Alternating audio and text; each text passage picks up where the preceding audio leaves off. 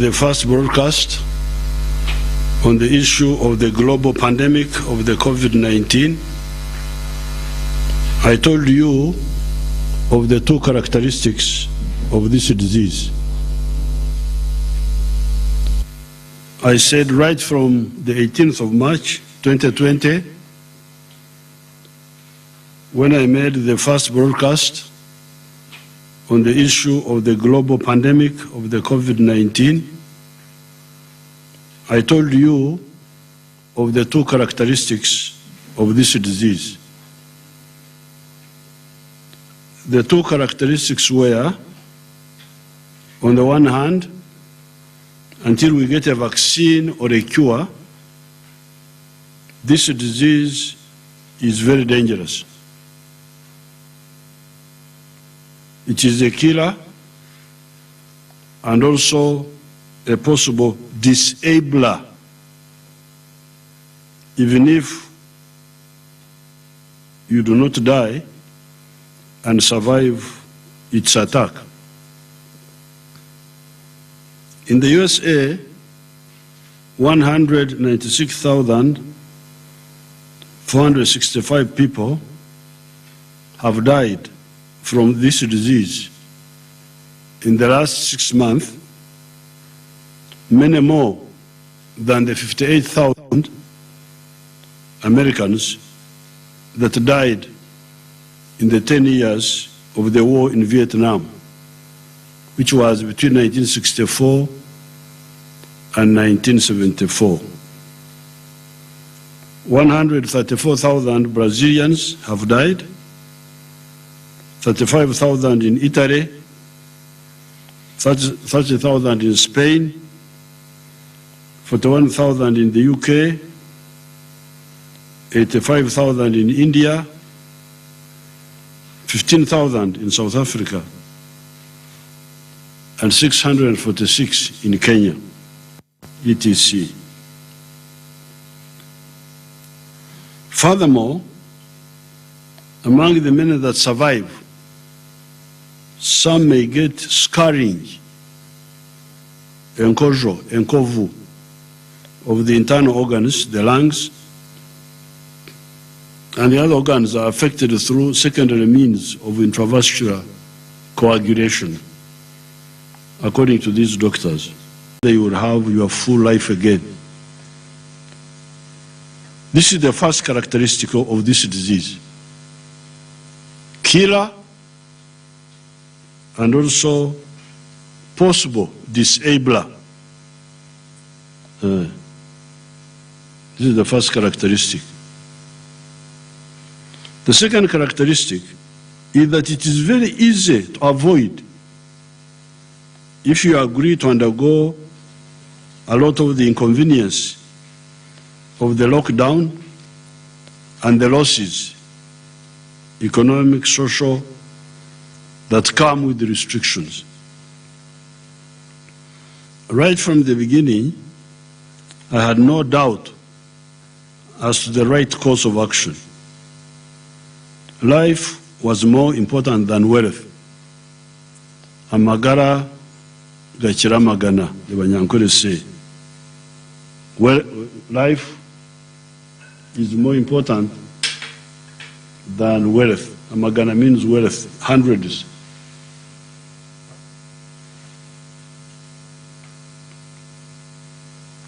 That is why, between the 18th of March and the 30th of March 2020, I, with the approval of the National Task Force and the Cabinet, imposed a total of 35 restrictions as follows. We closed all the educational institutions, which account for 15 million young Ugandans. We suspended communal prayers in the mosques, churches, or in the stadia and other open-air venues. We stopped all public political rallies, cultural gatherings, or conferences. Banned Ugandans from moving to or through Category 1 countries that had had a large number of corona cases by that time. We only allowed returning Ugandans provided they underwent mandatory quarantine at their cost for 14 days at a venue identified by the Minister of Health. We, however, allowed the non-agricultural gatherings, gathering points, e.g. factories, hotels, large plantations, markets, tax parks, etc., to continue, provided they followed the SOPs put out by the Minister of Health. We discouraged the hexagonal, extravagant, Ugandan-style weddings.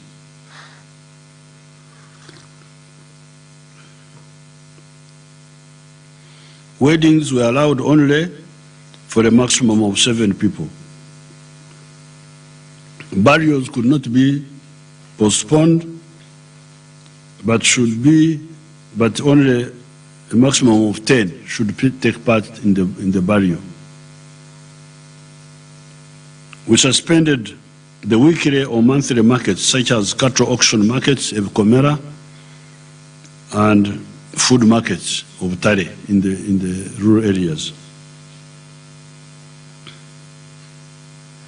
At that time, we allowed public transport systems of buses, minibuses, taxis, boda-bodas, etc.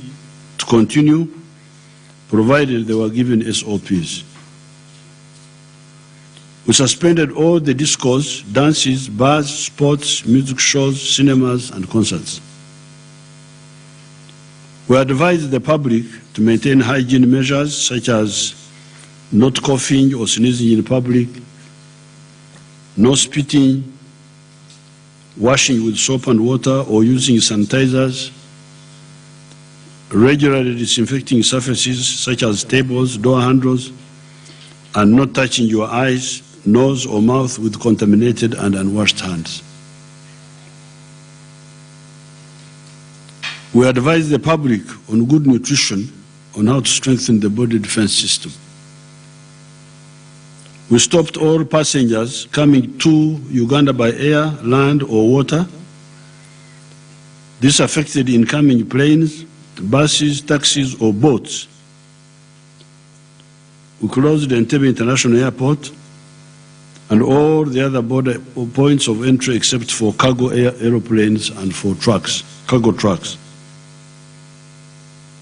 We prohibited pedestrians from entering into the country from the neighboring countries. All public passenger transport vehicles were later stopped, i.e. taxis, coasters, buses, passenger trains, tuk-tukus, the tricycles, and boda-bodas.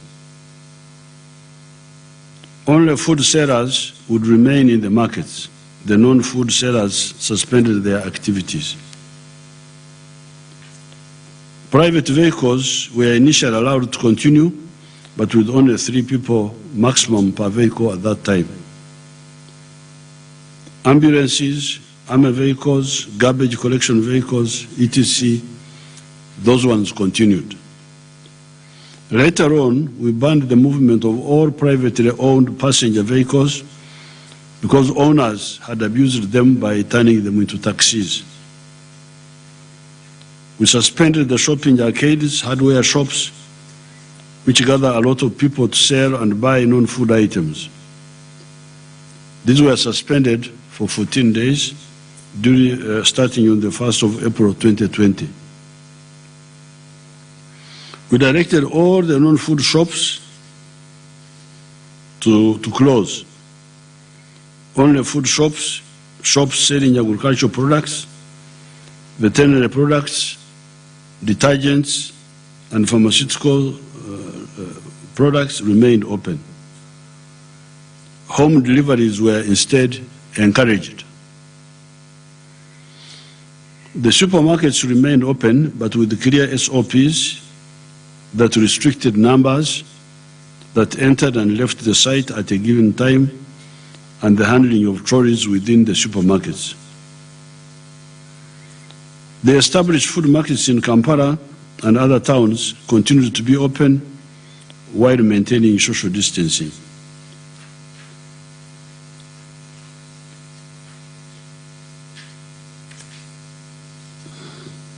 The sellers were not allowed to go home during the 14 days. They had to arrange to stay nearby for that duration.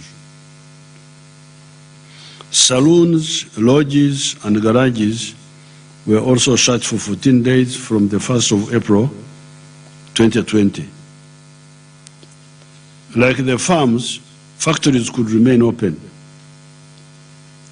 but the owners had to arrange for the crucial employees to camp around the factory area for the 14 days.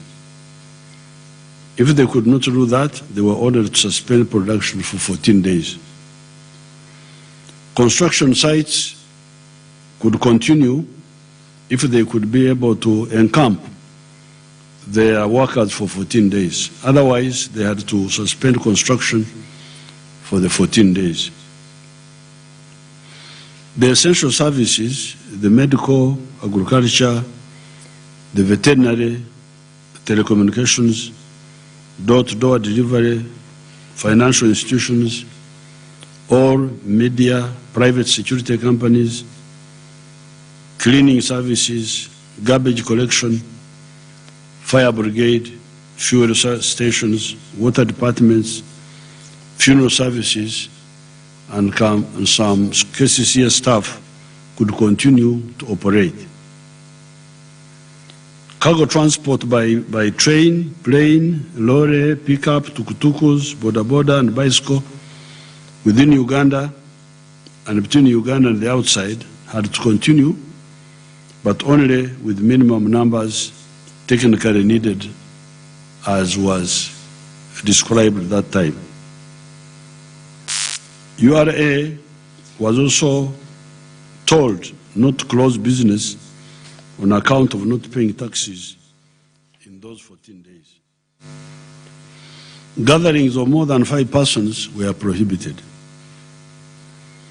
Except for cargo planes, lorries, pickups, and trains, starting with the 31st of March 2020, at 1900 hours, there was a curfew throughout the whole of Uganda up to 6:30 a.m. In order to deal with other health emergencies, permission could be sought from the RDC to use private transport to take a sick person to hospital. Additionally, government vehicles that did not belong to UPDF, police, prisons, or UWA, Uganda Wildlife Authority, were pooled and deployed at the district health offices, including the divisions of Kampala, with their drivers staying in tented compounds, ready to help in those health emergencies. Those vehicles were under the command of the district medical officer. Borders were ordered to stop their operations at 2 p.m. at that time. On account of those tough measures, we limited the spread of the infections, and the few imported cases were closely handled by the medical staff so that all of them recovered, and we never had a single death from COVID-19 until the 21st of July 2020. This was a period of about 126 days of battle with the coronavirus without a single death. Congratulations, Ugandans, for that historic achievement. This proved that the COVID-19 virus could be avoided and the few infected could survive if you acted right. As usual, we had the usual enemies of Uganda and Africa who started saying that there was no COVID-19 and that it was the dictator Museveni who was using the cover of the COVID-19 stop the opposition from winning over the masses. In any case, after careful study of each situation, we and the scientists, we are getting convinced that provided we strictly adhere to the guidelines, we could reopen many sectors of the economy and activities such as public transport, borders, non-food shops, hotels and food restaurants, using private cars, etc. There were detailed guidelines for each activity. Our scientists are sure that if people strictly adhere to the guidelines, they will be safe. Let us take the example of public transport. A vehicle, a minibus, which should normally carry 14 persons, was now supposed to only carry 7 persons and no air conditioning, and provided everybody is putting on a mask and so on, activity by activity. If the vehicle owners and the passengers adhere to this, people would be safe and the activity would go on without any problem. The problem, however, is that many people, spurred on by the false prophets who are saying that there was no danger, never bothered to adhere to the guidelines. In the book of Galatians, chapter 6, verses 7 to 8, it says that whatever man sows, that is what he will reap.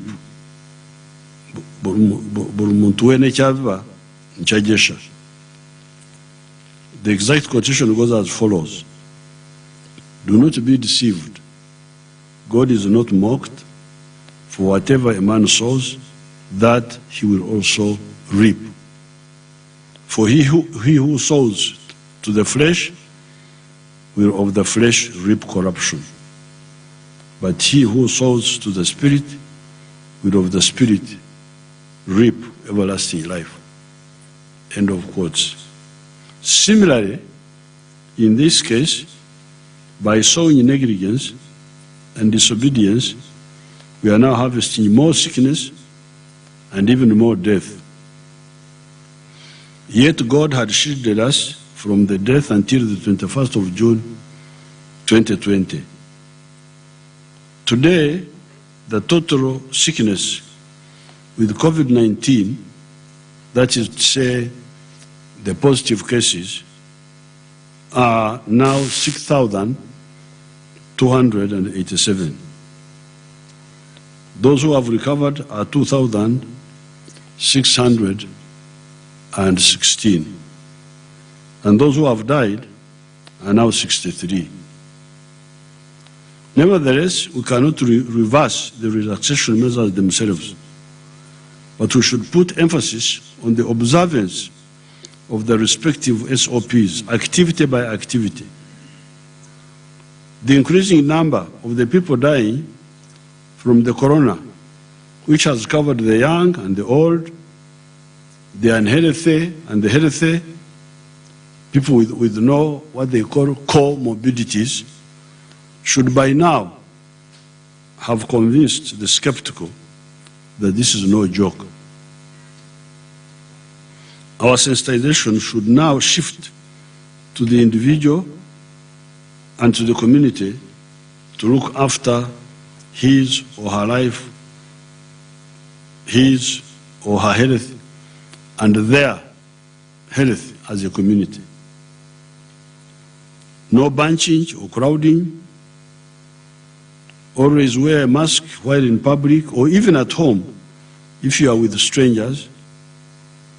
Ensuring social distancing of 4 meters from one another in public or even at home in case you receive new people who have not been part of the household recently.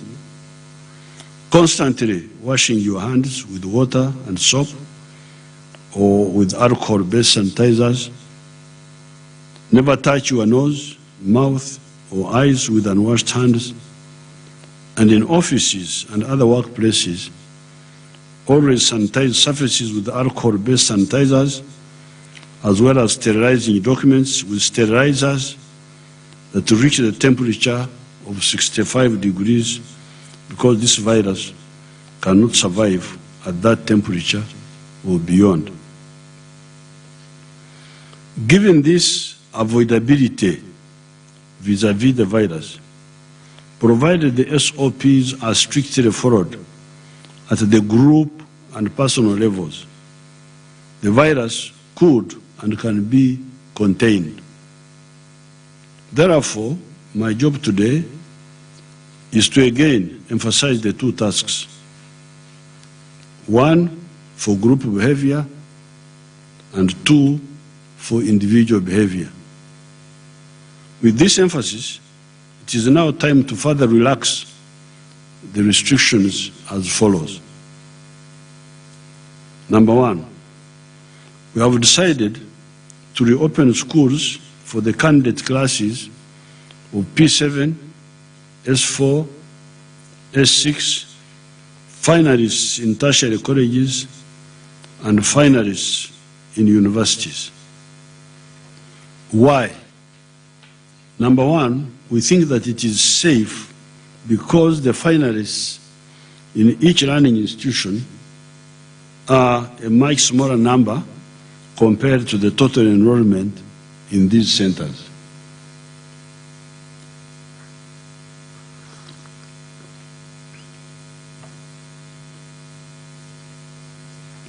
Indeed, the total number of finalists is 1.2 million learners out of the total of 15 million, i.e. less than 10%. Therefore, each group of finalists will have bigger space for social distancing, whether they are in the day schools or boarding schools. If they follow the SOPs, they will be safe. Moreover, the cost of waiting any further is quite high. Why? It is because of the jam that will be created in terms of the usual transition from the primary school, the lower secondary schools, the higher secondary schools, the tertiary colleges, and the universities respectively.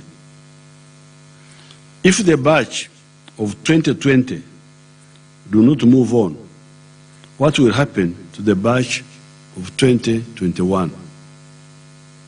Can we afford to have the two batches in 2021? The answer is a clear no. Fortunately, it can be done safely if people follow the SOPs. A solution for the non-finalist learners will be found by January 2021. International schools that have got less numbers can engage the Ministry of Health on the way forward. The schools will open for the finalists on the 15th of October 2020. We are aware of the dilemma of the private schools that were operating on money from banks, etc. We have tried to help the teachers in the private schools by giving them Uganda shillings 20 billion grant for their circle. I had some private school teachers that were complaining that the government was not caring about them. This is a grant, not a loan by the government of 20 billion shillings. It's a grant. This is your bank now. You can use it. We shall continue to study and see how the government can affordably further support these Ugandans, the teachers in the private schools. The schools will now open in the limited way pointed out above. If for some reasons there are private schools that cannot reopen on account of the obvious disruption of the business of the private schools. Because the private schools were doing business, education as a business. They were doing education as a business. Now the business atmosphere is not good because of this disease.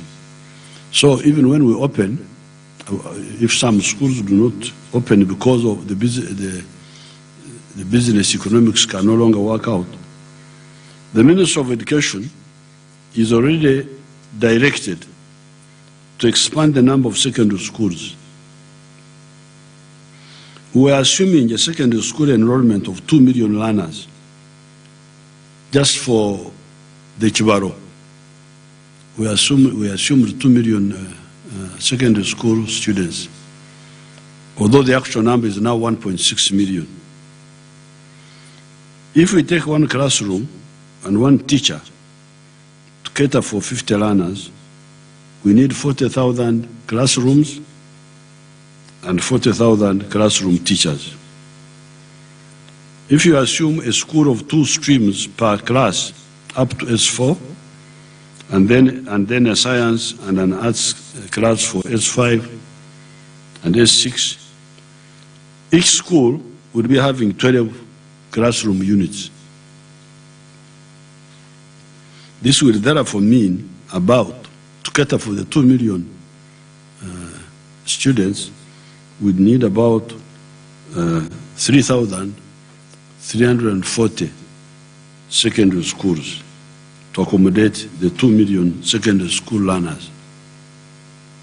The government already has 1,267 secondary schools, and we are planning, although this number keeps changing. The other day they were talking of another number, but now they are talking of 1,267 secondary schools, government ones. And we are planning to build another 374 new schools. I direct the Minister of Education to study the number of community schools that the government can take over in the areas that do not have government secondary schools. If the worst comes to the worst, the government should have the capacity to absorb into government schools all the learners and even the teachers that are shed off by the private schools on account of the financial difficulties facing private schools, precipitated by the COVID-19 crisis. The Minister of Finance should also meet the owners of the private schools and see how the government could come to their aid. The government should not only think of rescuing the learners and the teachers and remain oblivious of the plight of those Ugandan entrepreneurs that invested in private schools because they did not know that a terrible disease would come from the bats in distant China and cause so much chaos. Can UDB help? What is the magnitude of the money involved? The government plan for distance learning through the provision of the 9 million radio sets is on course. The money is available and those radios will be provided. That route of alternative learning will continue to be consolidated, not only for dealing with the present crisis, but also for the future.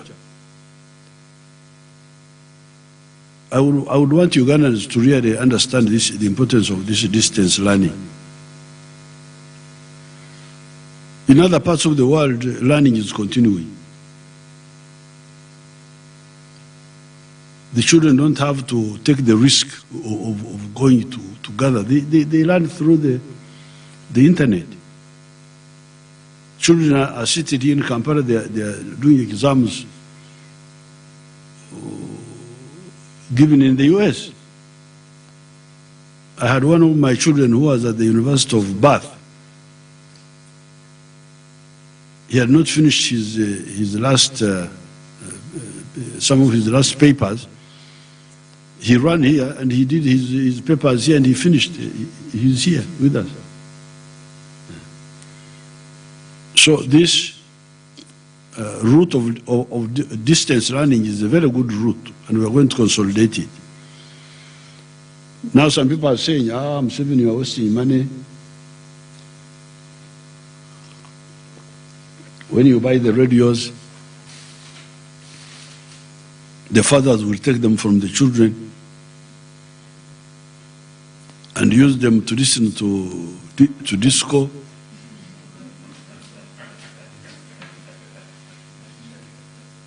That one we shall struggle with. We have struggled with many problems.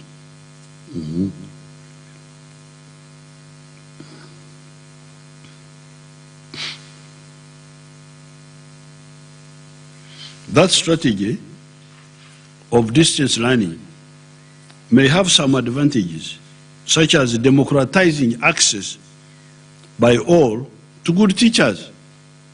If there is a good teacher, you normally hear, oh, there is a good teacher for science at Nabsunsa, another one somewhere there. That's why children are doing well in the other school. Okay, if we have got such good teachers, let all the children share them through distance learning, instead of being monopolized by the few who listen to the good teacher.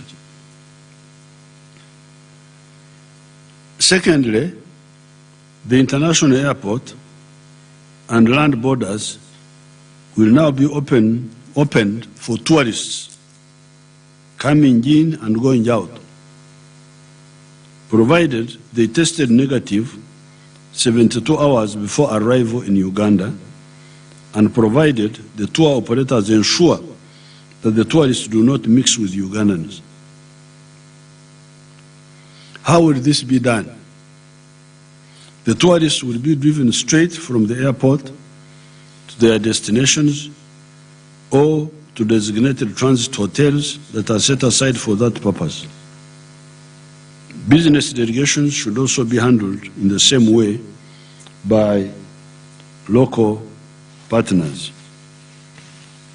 The returning Ugandans who have got negative PCR results, PCR are the tests, will be allowed to go home, not stay in the quarantine, but you go to your home, and the Ministry of Health will only get their addresses for follow-up.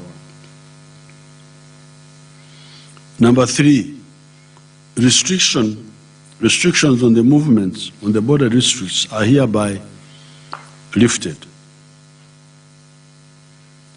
Number 4, curfew from 9 p.m. to 6 a.m., which has been in force, will be maintained. But for the borders, their movements must always end at 1800 hours, which is 6 p.m. Number 5, the places of worship should open with the following precautions: individual prayers or confessions with priests or counseling with the necessary SOPs. Those are all right. When somebody is coming to confess his sins to the priest, there are few of them, they can, that one may not be a problem.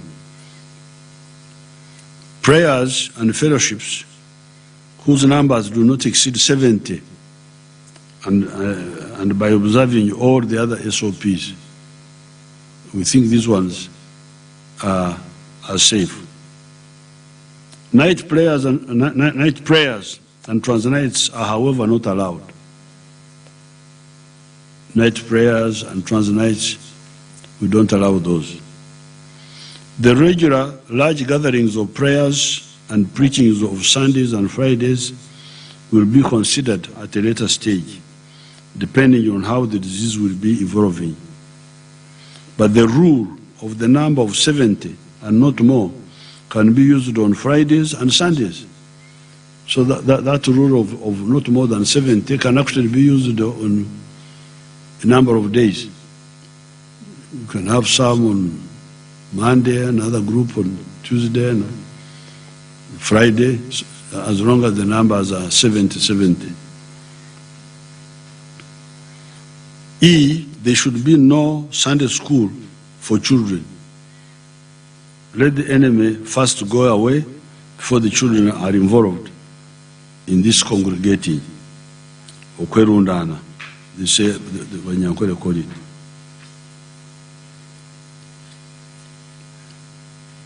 Six, open air activities of sports will reopen provided there are no spectators. We must learn to have games without spectators, without abatunuzi, abarorezi. We shall watch on TV. The teams can play, we watch from far. And the players, provided the players are tested for COVID-19 72 hours before. This test will expire in 14 days. So every 14 days they must test the players. Hence the sportsmen will have to repeat the test. Sportsmen and women should remember that masks should not be worn when you are engaged in strenuous exercises. B, with tournaments, teams should be quarantined for the whole season of the competition. C, indoor sports activities, including gyms, remain closed. Those indoor things are very dangerous because that's where the virus spreads.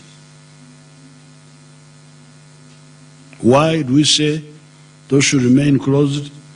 It is because the virus spreads more in enclosed spaces. Number 7, casinos, gaming centers, and cinemas remain closed. Why? It is because those activities are in enclosed spaces and are not compatible with social distancing. 8, bars shall remain closed. Why? It is because bars, apart from many of them being in enclosed spaces, which phenomenon favor the rapid spread of the virus, are not known for sobriety. And lack of sobriety is not compatible with health safety through the observance of the health SOPs. Abatamivu tebasobola okwefuga, tebasobola kwekuuma. That's why really bars, I know many Ugandans like bars, but you can get drunk at home.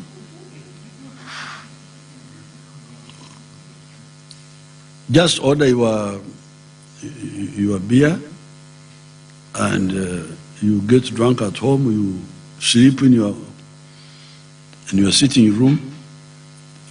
It's not good, but at least there's no, assuming that there's nobody with COVID in your house, you can get drunk without COVID. So I don't see really why people should spend so much time quarreling. Because beer is not stopped. You buy and take home. Drink there. Number 9, hotels will continue operating following the SOPs agreed with the Ministry of Health. We had already addressed those before. 10, restaurants should continue to emphasize the takeaways. Indoor restaurant services should be minimized and follow the SOPs. Mobile markets, monthly cattle auction and produce markets should remain closed as the Ministry of Health continues to develop the SOPs. Mass gatherings are still prohibited. Some people have been trying to use the recent NRM elections to justify their own misbehaviors. Lining behind candidates is not the same as holding public meetings. Lining behind candidates would have been done scientifically. If our people were mindful, they could have done it. Because you can line scientifically, because it is, you just line for a limited time and go away. If the organizers had been serious. But with public meetings, there's no way you can observe social distancing. If you're having a rally, how are you going to organize social distancing? A rally? How?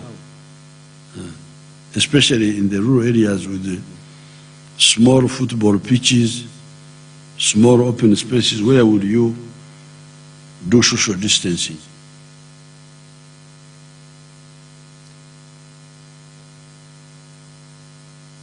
Our Bama Saba grandchildren that are engaged in Imbalu in this month, Imbalu is a circumcision, have SOPs from the Ministry of Health that were agreed with the cultural institution.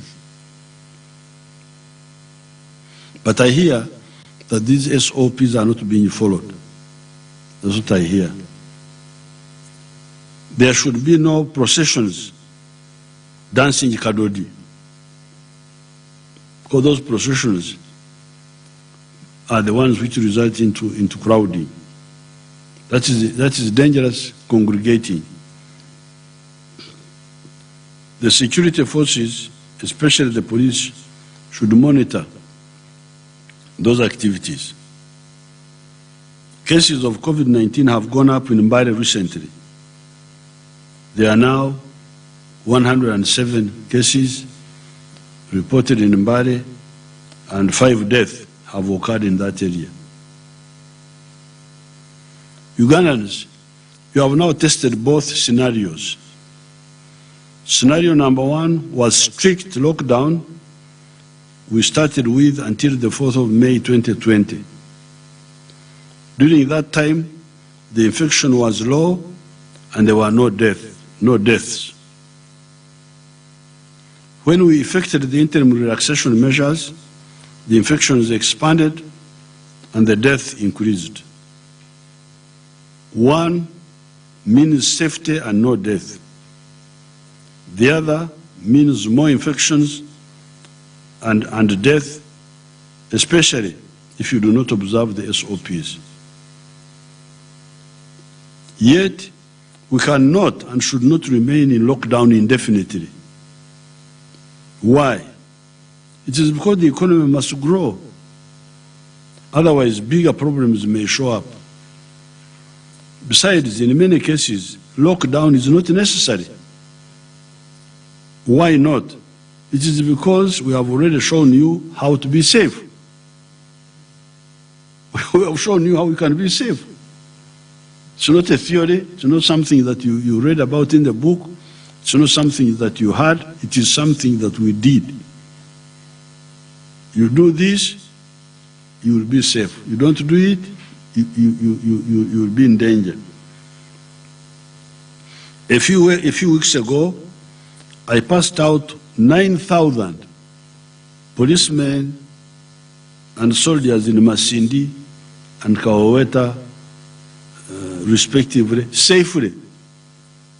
I'm sure you saw them on TV, large number of people. But they trained, passed them out. And when this virus started, the training had just started. The commanders asked me, should we close the train? I said, no.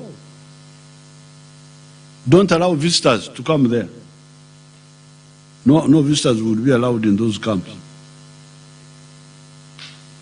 On passing out, we normally invite parents to come and be part of the passing out. This time with no parents. Let the parents watch on TV. So you can do things safely. These are big numbers, thousands of people training. Cheptegei and Kiplimo trained in lockdown, They flew out, although we had closed the airport, went and broke world records and came back safely. So these people who say we should remain locked down because, no. We can open if people observe the precautions. Therefore, those who behave recklessly will reap what they would have sowed. We would therefore like to appeal to everybody to be your own health worker.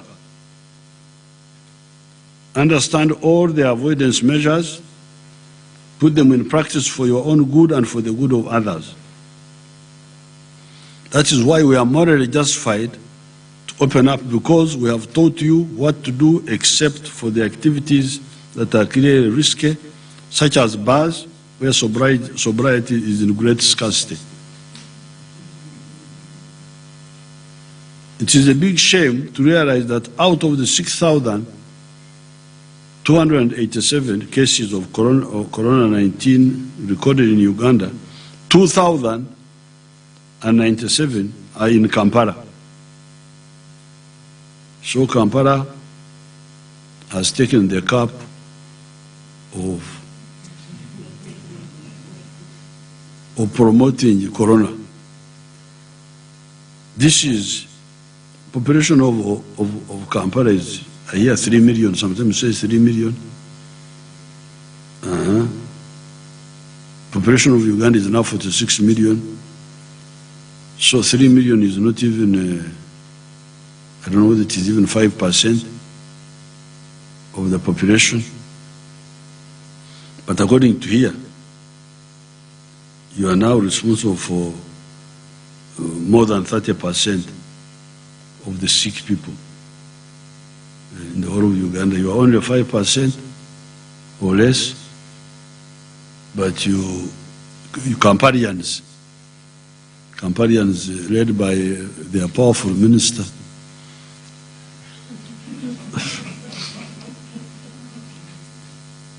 Beta Mongi, who is here, they are responsible for now 30%, more than 30% of the corona cases. Why? Indiscipline and confusion. Yocha abana Kampala muluna bagamba okwekuba mu kifuba. Okwekuba ko mu kifuba mwebuuze ku lwaki mmwe mumututu ekikopo kino ekyasenyiga omukambwe. In the villages, people are so vigilant. They hunt any newcomer and hand him to the health authorities. I don't know whether these people have,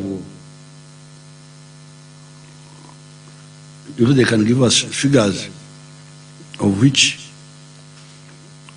where the virus has gone up to the villages.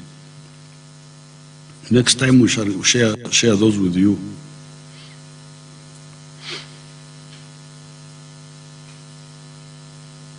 With guidance, the people in the villages can handle correctly the barriers, because I hear there's some issue about the barriers. People try to gather, and weddings. It is the Kampalians, Abana Kampala, that need to reform.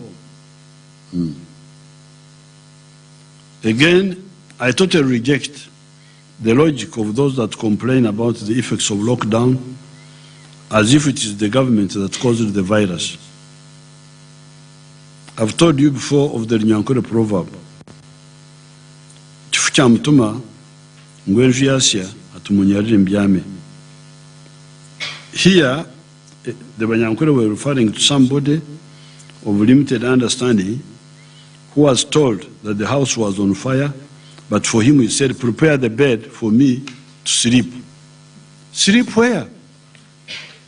The house is on fire.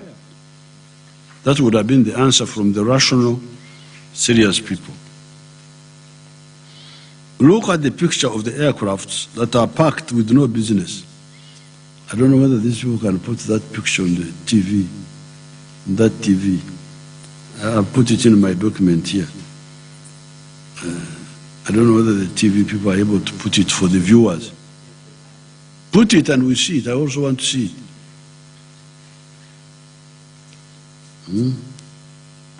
2020 will be remembered as the year when the aviation industry was brought down to its knees by a pandemic which caught the world by storm. COVID-19 has left airlines and airports reeling from the deep plunge in the global passenger traffic. Flights have all but disappeared from the skies. The unprecedented freefall has also forced many airlines to the brink of bankruptcies. The losses to the industry have run into billions of dollars, and the outlook gets darker by the day. COVID-19 has shaken up the aviation industry. Will it be able to reinvent itself and recover from the impact of the pandemic? Or will the pandemic usher in its eventual collapse? 2020 has been described as the worst year in the history of aviation. The rapid spread of COVID-19 pandemic has clipped the wings of airlines around the world and ended its 20-year boom. Not only have low-cost airlines been hit hard by the sudden travel meltdown, full-fledged carriers have also not been spared as well. Many are now struggling to recover from the loss in passenger demand and the sharp decline in revenue. Even today, several airlines in the US and the UK have collapsed. Many others may also follow suit. This crisis 2020 will be remembered as the year when the aviation industry was brought down to its knees by a pandemic which caught the world by storm. COVID-19 has left airlines and airports reeling from the deep plunge in the global passenger traffic.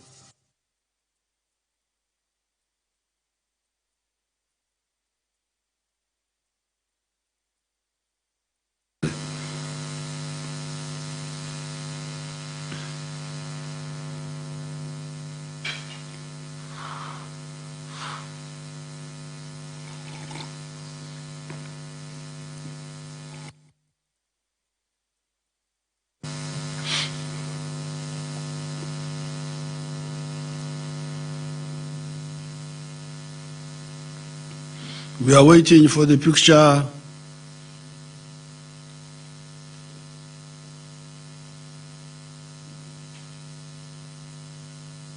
I'm not living here.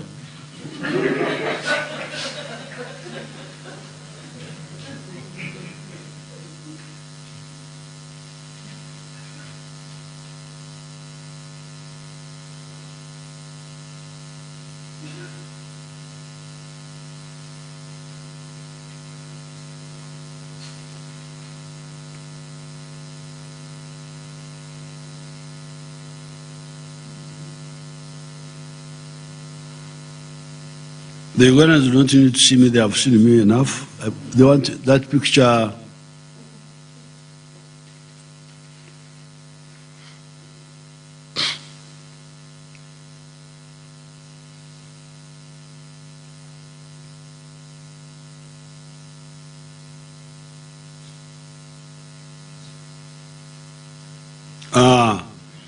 Leave it there. Why you know how to leave it? Ugandans, you can see how the the airline industry has been hit. All those planes are packed, they have no business. And now we are talking about border, we are talking about, the whole world is in trouble. We should not behave as if we are children who don't know what's happening in the world. It's a very serious event. So don't waste our time. Thank you very much. Okay, we can continue now.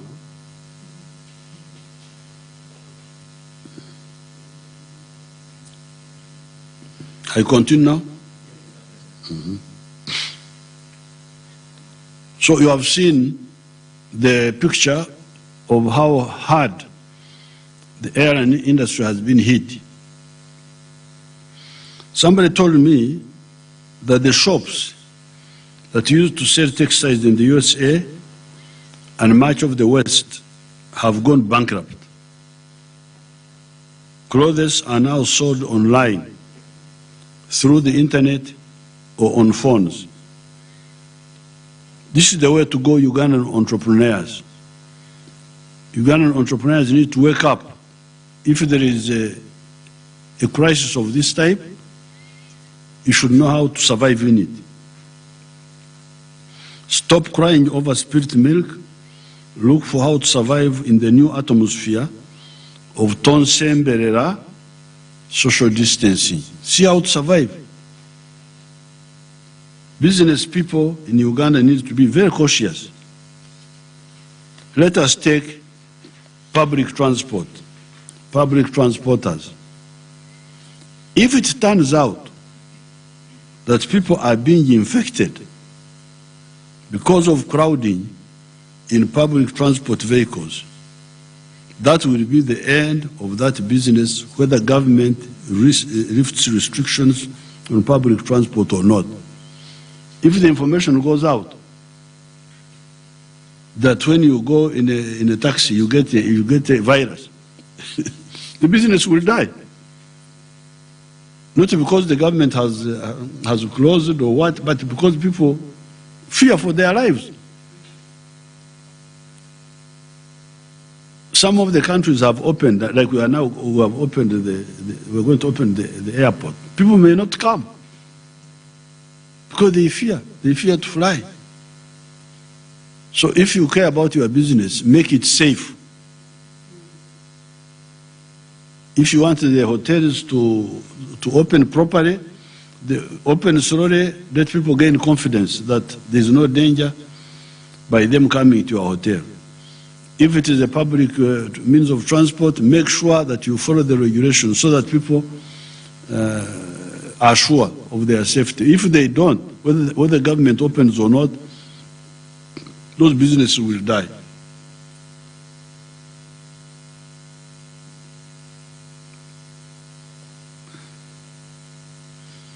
People will simply not come if your vehicle is not, if the public vehicles, public transport vehicles are not safe for people. If information comes that among the people who are being infected, this is what we are talking about, this is 6,000, that the majority of them are being infected in buses because of overcrowding, that business will die. The time for self-reception is over. Even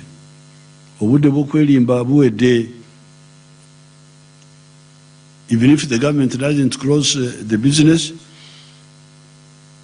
if you conduct yourself wrongly and people get at risk, the people will themselves boycott your business. Let us be serious. I cannot end this broadcast without talking about our scientists who have guided us through this crisis and who are also working on the 3 lines of our own diagnostics, our own vaccines, and our own therapeutics. Our scientists are looking for the vaccine, they are looking for our own diagnostics, they are looking for a possible therapeutic. Stay tuned, there may be pleasant news in the coming month from that side. We have given them all the support as far as the necessary funding is concerned. I'm sorry about the fire which was in the building of Makerere.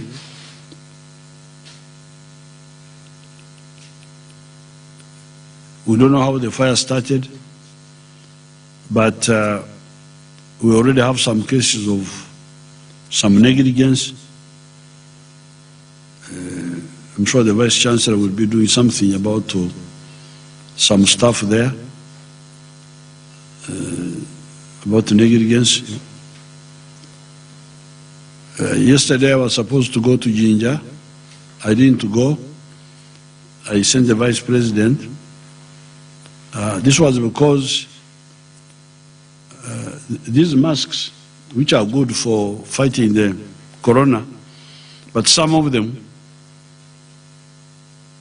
at least one type affects my voice. So the other time when I went to Tanzania, I had put on a very strong one. And when I came back, my voice was affected. Even now it's not fully recovered, but it is improving. So I didn't want to, I wanted to give it a rest so that I'm able to speak to you today. That's why I sent the Vice President and the Speaker were there. Now, for the NRM people, those who are misbehaving during the primaries, those are not clever people. These people have been disturbing us for a long time. The people who are not democratic, who don't want the power, who don't want the people to exercise their power, to elect the people they want. The people elect X. These maneuverers want to nullify what the people have decided and put somebody else. When we are trying to use secret ballots, trying to do this, first we tried to use the electoral college, to use a few leaders. I think at the district level. Now bribery was introduced so that the leaders would be bribed to select flag bearers who are not popular with the people. That's why there was a demand that we should go for universal selection of flag bearers. Now, when we did that, then they started manipulating the secret ballot. Recently, that's when we decided to go to lining behind candidates. Incredibly, some of these people thought they could also cheat that people could line up 200 here, 100 here, then they go and change the facts on what they call declaration forms. This is just a waste of time because people were there, they witnessed, they saw. So I have already carried out some audit. I carried out audit in some few areas, myself directly using the security services, and we are now going to upscale the audit. So I therefore call upon NRM members, don't be violent, don't fight. Why do you fight? Suppose you lose a tooth. In this fighting, and you go with a dibu, or you are like, you cannot speak properly because you lost your tooth. Fighting, useless. There's no need to fight. Just get the facts, write to this man Tango Doi, give copy to Secretary General, but also give copy to the RDC. The RDC, some of them were involved, but this time they will see that it's not a joke. So that we get the complaint. Nobody will sit on your letter, I can assure you of that. Anybody who does will go to jail. Now, we shall come and audit. Audit what happened. Like in the area where we audited, I sent audit. Like in the case of Nyawshozi, we found that in 116 villages, the results were not contentious.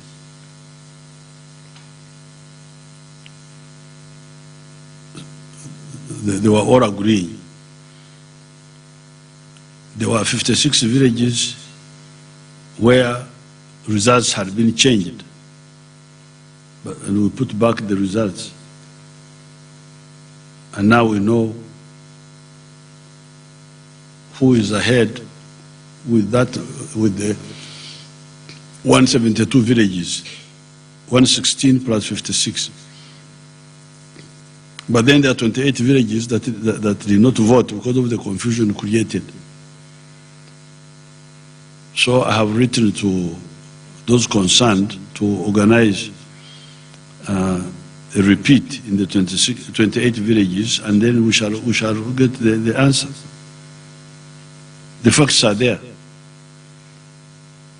In Bukanga, the same. In Isingiro South, Isingiro North, we are doing some work in Chenkwanzi, some work in Buyende, and everywhere we shall send these teams. So don't fight, don't quarrel, but be firm. Don't allow anybody to cheat, to nullify our democracy. But no need for fighting. Don't fight, don't riot. It's not necessary. Just point out. I thank you. I wish you good luck.